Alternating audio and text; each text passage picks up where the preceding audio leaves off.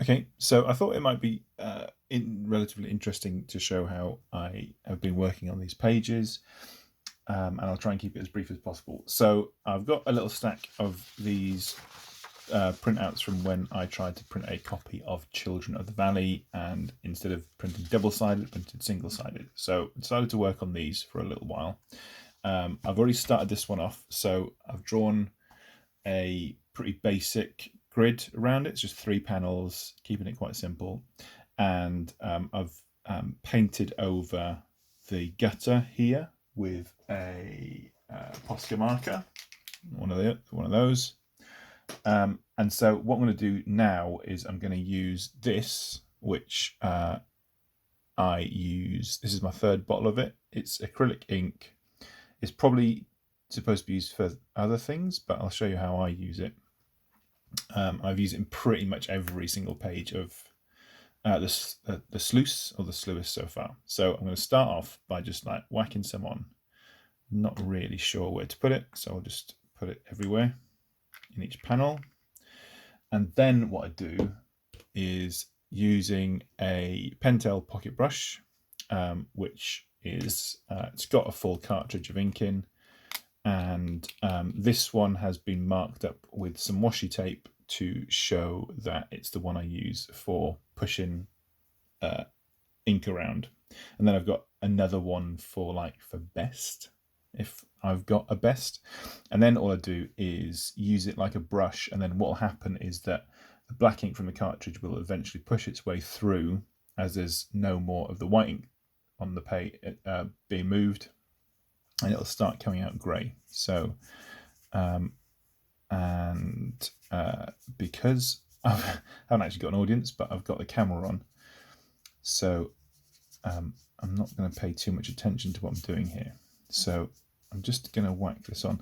The reason for doing this is that what I really like, and hopefully it will work, I may have put down too much ink, is that it creates these really cool grey areas, sort of painterly areas that I don't have a lot of control over.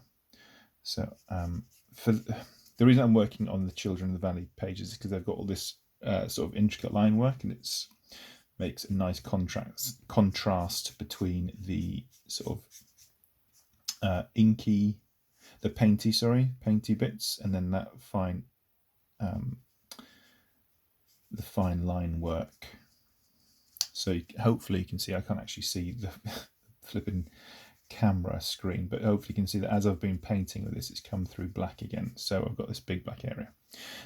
This is similar to the technique I used when I made Found Forest Floor, which some people may be familiar with, except that I used that there to create big areas of white, whereas now I'm using it to create more sort of grey areas.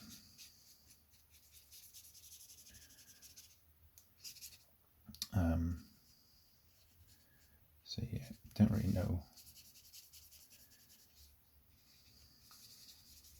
And so what you can do is pick up some paint from one area and just move it to somewhere else. And because I've put far too much white ink down, I might actually have to start another page just to use up some of that ink.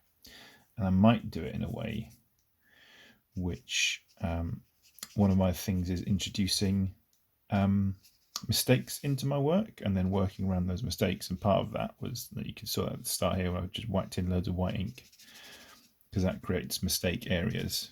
But I'm gonna, once I've got this going,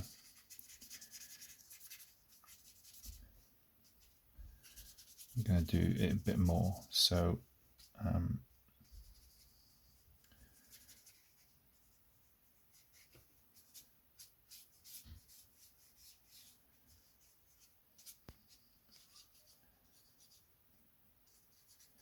and what I might do is, once this is dry, I'll work over it with one of these Unipin brush pens, which is what I used to draw it in the first place, and then put some more white ink onto it afterwards. But what I'm going to do now is to use up, because this is going to take ages to dry, because I don't know if you can see this is a massive, great big puddle, is that I'm going to take another page from that pile. And I'm just gonna, that's that one there, I'm just gonna lay that on there.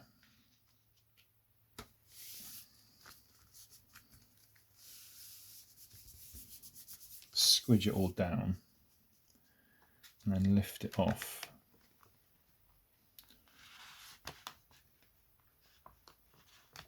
Oops.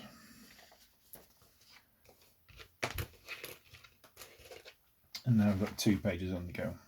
So I've managed to paint all over my desk, but so yeah, that's that. I don't think there's anything that's worth showing anymore.